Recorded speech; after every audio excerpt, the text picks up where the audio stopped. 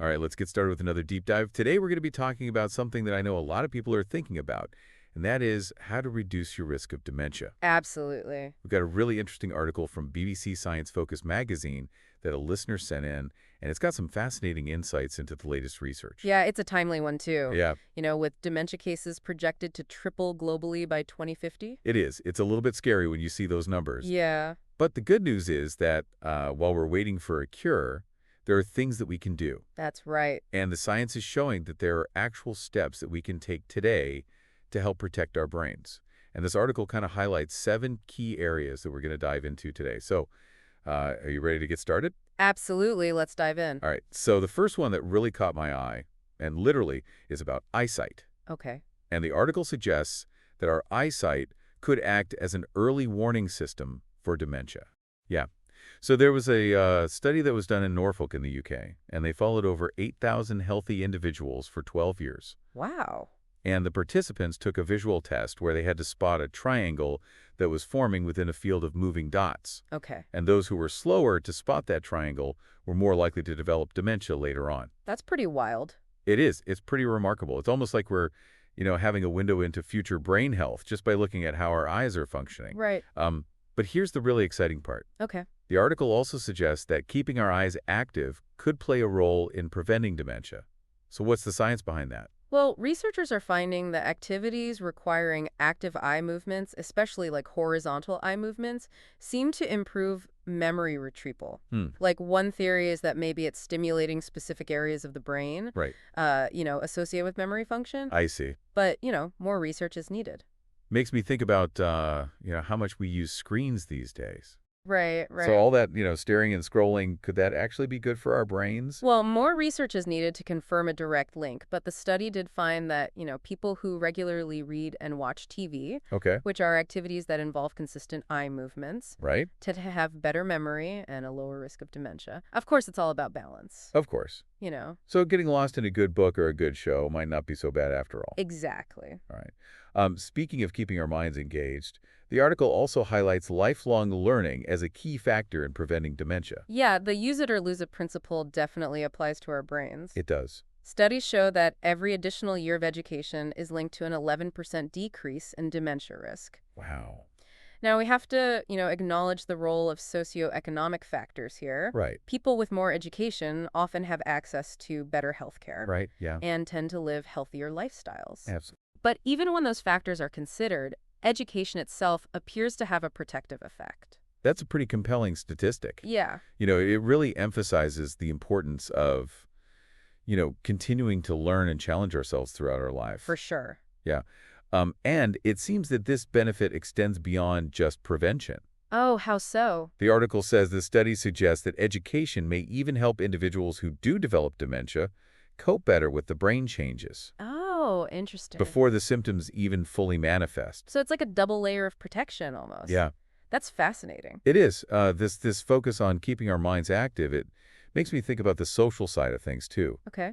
We all know staying connected is important. Right. But could loneliness actually impact brain health? It's a critical factor, actually. Really? Chronic loneliness has been linked to, get this, a 60% increase in dementia risk. That's huge. Yeah. What's going on there? Why is that? Well, there's several theories as to why. It could be that loneliness leads to unhealthy behaviors.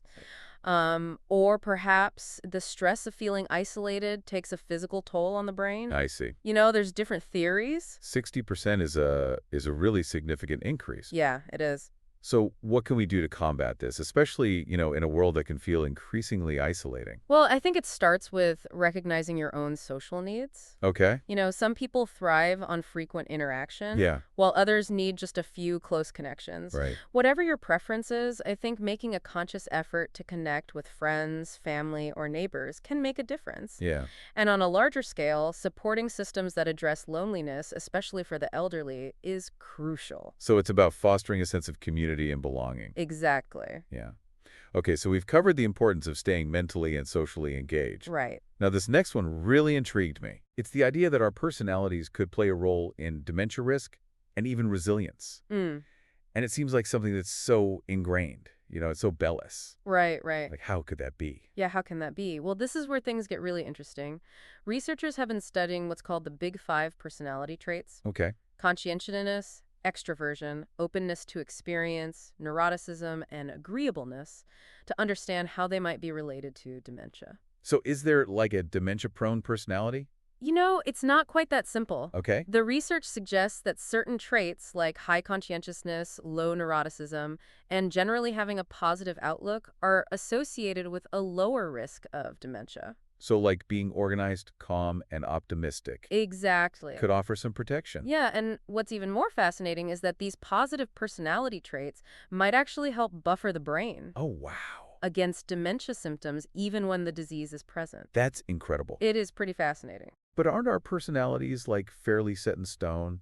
Can we really change who we are? While our personalities have a genetic component, Right. they're also shaped by our experiences and can evolve over time. Okay. There's a growing body of research on neuroplasticity, Right. which shows that our brains are incredibly adaptable. So there's hope for us worriers and procrastinators yet. Absolutely. There's always hope. But how do we like boost our conscientiousness or like dial down our neuroticism? Well, there are definitely things we can do. Okay. Building healthy routines, surrounding yourself with positive people, and even considering therapy are all options to explore. Never underestimate the power of self-improvement. This focus on these internal factors makes me wonder about the external things we encounter every day, Okay, like what? like the air we breathe. Could that possibly play a role in dementia risk? Unfortunately, yes. It's estimated that a staggering 90% of the global population breathes air exceeding the World Health Organization's pollution limits, specifically when it comes to fine particulate matter known as PM2.5. And studies are showing a concerning link between exposure to this type of air pollution and an increased risk of dementia. PM 2.5, is that the stuff that's so tiny it can actually enter our bloodstream? That's right. Okay. To give you some context, London's average PM2.5 concentration last year was 8.4 micrograms per cubic meter. Okay. That's already above the WHO recommendations. Got it. But if you look at Coropolis in Pennsylvania, the most polluted city in the U.S. last year, their average was 19.3. More than double. Yeah. And the article also mentioned Delhi, right? Yes. What were the levels there? Delhi had an average PM2.5 concentration of 100. Oh my gosh. That's over 10 times higher than London. Wow. It really highlights the vast differences in air quality around the world and the urgent need to address this issue. Those numbers are pretty alarming. Yeah. It really makes you think about the air we breathe every day. Right. As the Yeah. potential impact it could be having on our brains. So what can we do to protect ourselves? We can't exactly stop breathing. Of course not. But there are steps we can take to minimize our exposure.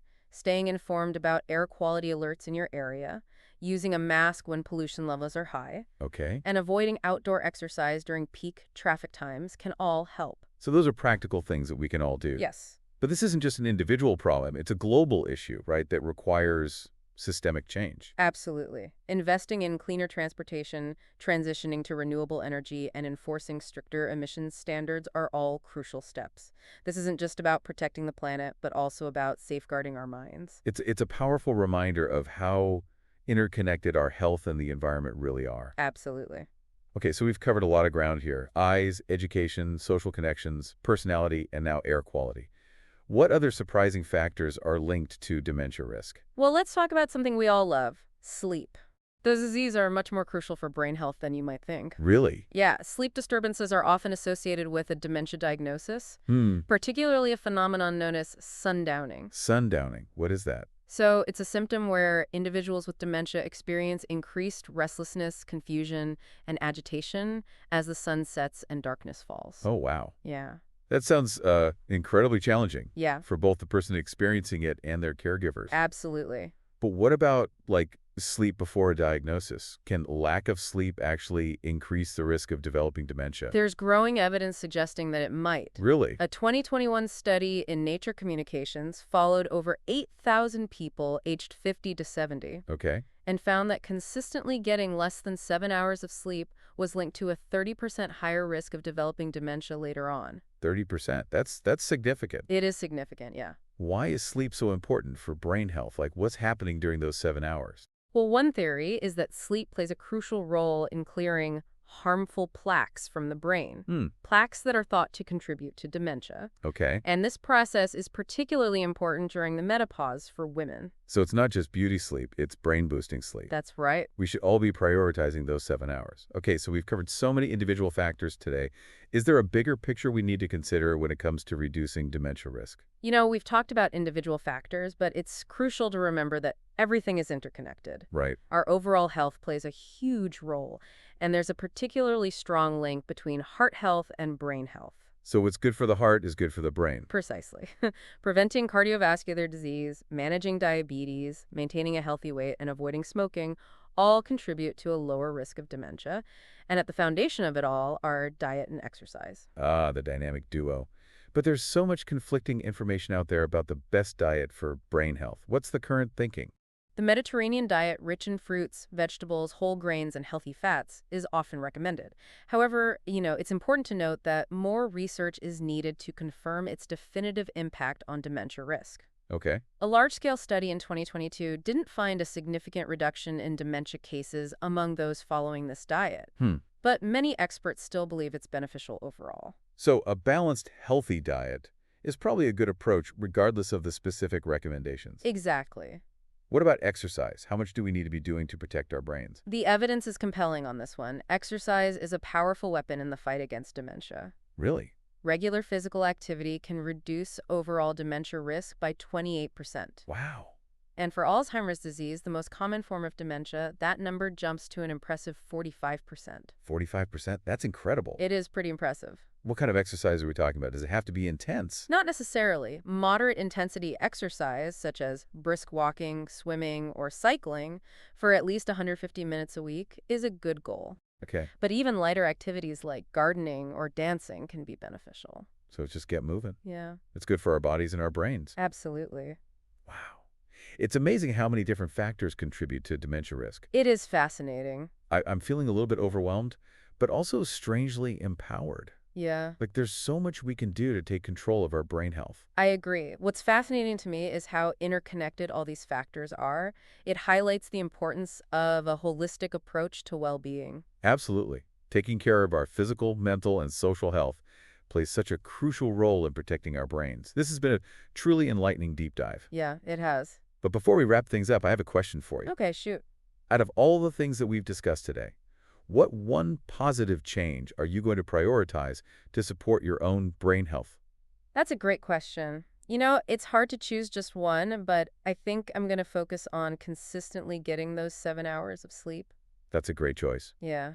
Sleep is definitely something I need to work on too. Yeah. It's easy to let those late nights slip in, but hearing about that 30% increased risk of dementia, that's a wake-up call for sure. It is. And it's not just about the quantity, but the quality of sleep as well. Creating a relaxing bedtime routine, avoiding screens before bed, and making sure your bedroom is dark, quiet, and cool can all help improve sleep quality.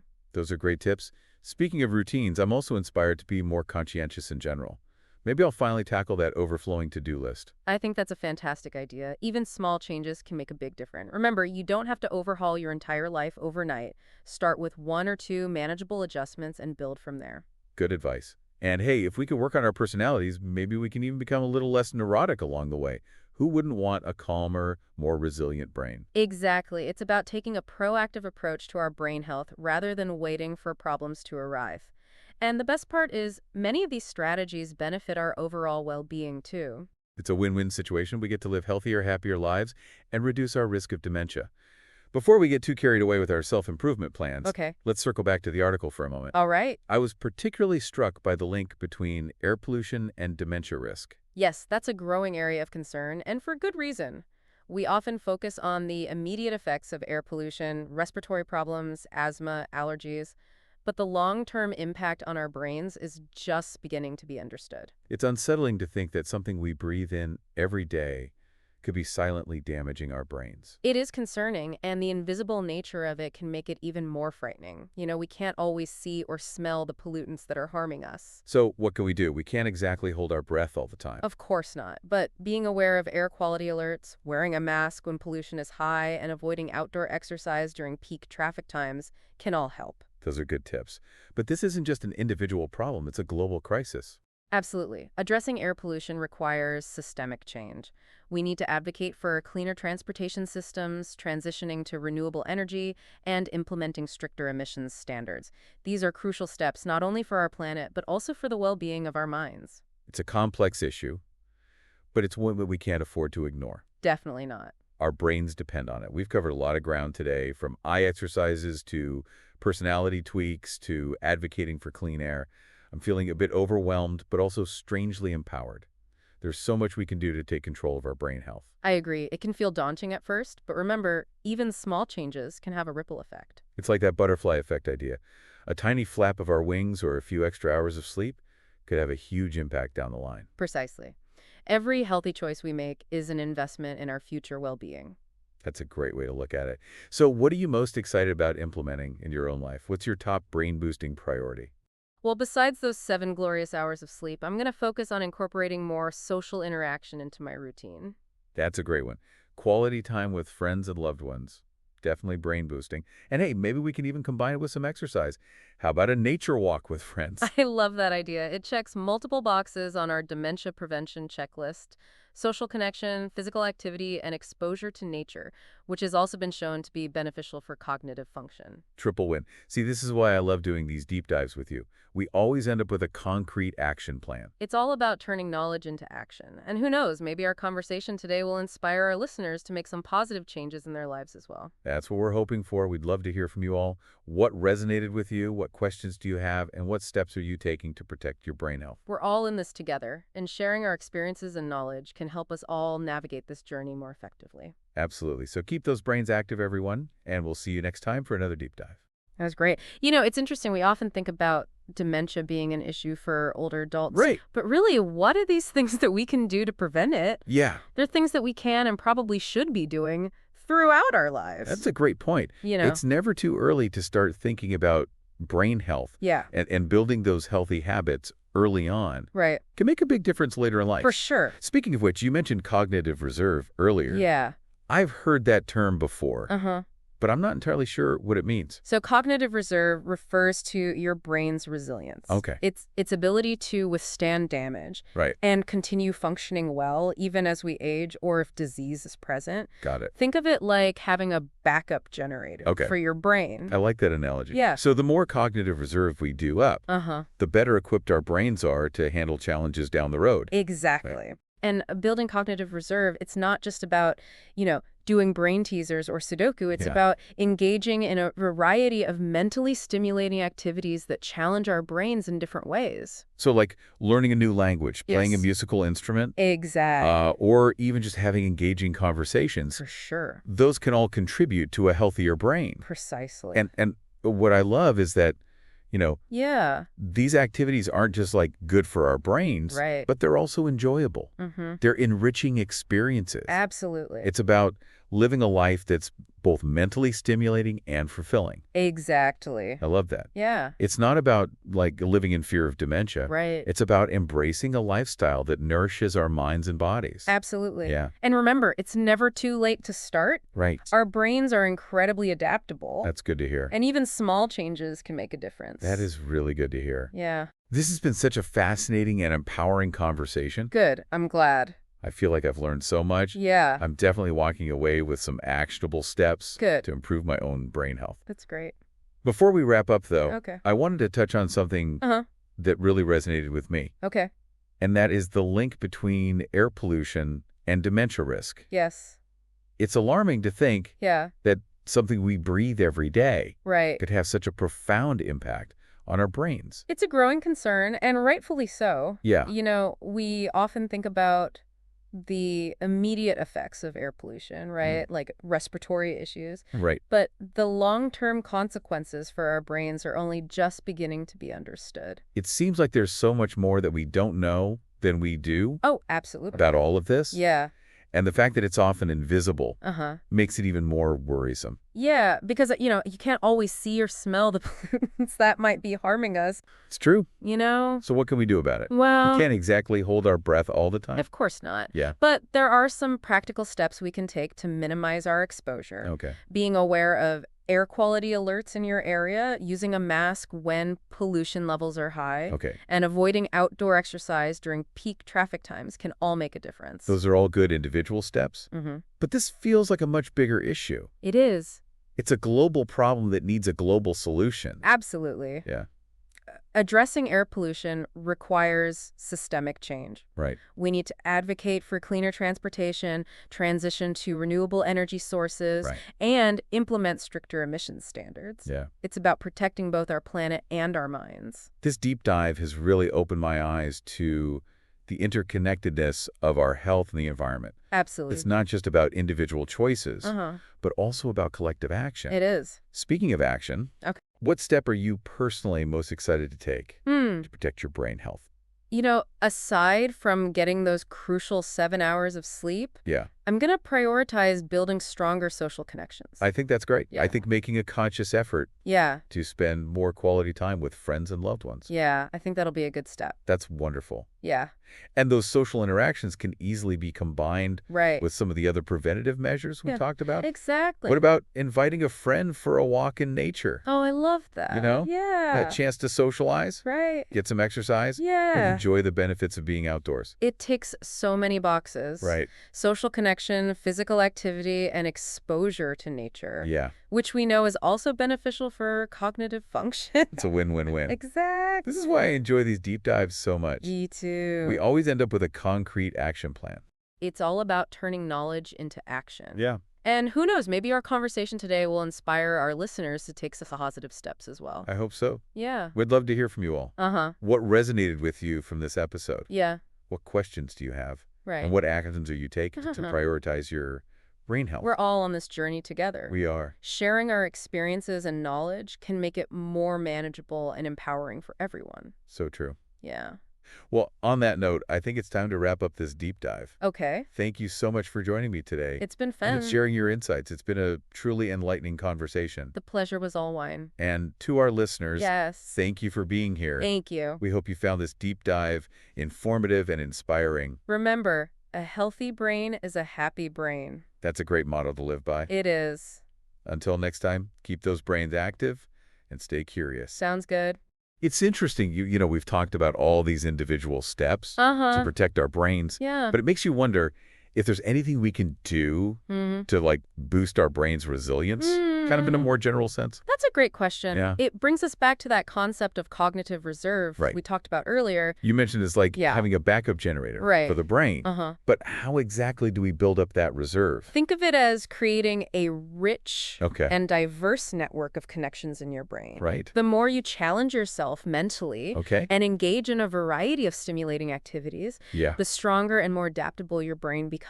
So it's not just about doing crossword puzzles Right. or memorizing facts. No, not at all. Okay. It's about embracing a lifestyle Okay. that encourages continuous learning Right. and exploration. Got it. So things like learning a new language, Yeah. picking up a musical instrument, engaging in creative pursuits, or Right. even just having deep and meaningful conversations Right. can all contribute to building cognitive reserve. So it sounds like it's about staying curious Exactly. and keeping our minds active Yeah. throughout our lives. Throughout our lives. Absolutely. Yeah. And the best part is that these activities are not only beneficial for our brains, Right. but they also bring joy and enrichment Right. to our lives. It's about living a life Yeah. that's both mentally stimulating Uh-huh. and fulfilling. Precisely. Yeah. It's not about fearing dementia, Right. but about embracing a lifestyle Yeah. that nourishes both our minds and bodies. I love that perspective. Yeah, I think it's a good one. It really is. Yeah? And remember, you said this before. Yeah. It's never too late to start. It's never too late. That's good to hear. Our brains are incredibly adaptable. Yeah. Even small changes Mhm. can make a big difference over time. That is good to hear. Absolutely. You know, this has been such a fascinating conversation. Oh, good. I'm glad. We've really doped into Yeah, the complexities of dementia prevention. for sure. What I find most encouraging is that so much of it Yeah, is within our control. absolutely. That's the key takeaway. It really is. We have the power to make choices. Right. that support our brain health, Right. both now and in the future. It's empowering to know that we can take proactive steps. Yeah. Instead of passively waiting, Right. we can actively shape our brain's destiny. Absolutely. And that's the beauty of knowledge. Yeah. It gives us the tools to take charge Right. of our health and well-being. Well said. You know? That is very well said. It really is. Well, on that note, Okay. I think it's time for us to wrap up this deep dive. Sounds good. Thank you so much for joining me It's today been a pleasure. and sharing your expertise. Yeah, thanks for having me. It's been an incredibly insightful and inspiring conversation. Good. And to our listeners, Yes. thank you for being here. Thank you for listening. We hope you found this episode Uh-huh. informative and motivating. You know, a healthy brain is a happy brain. Yeah. And there's so much we can do to support both. That's a great reminder. Thanks. Until next time, Okay. keep those brains sharp, stay curious, and take good care. Sounds good.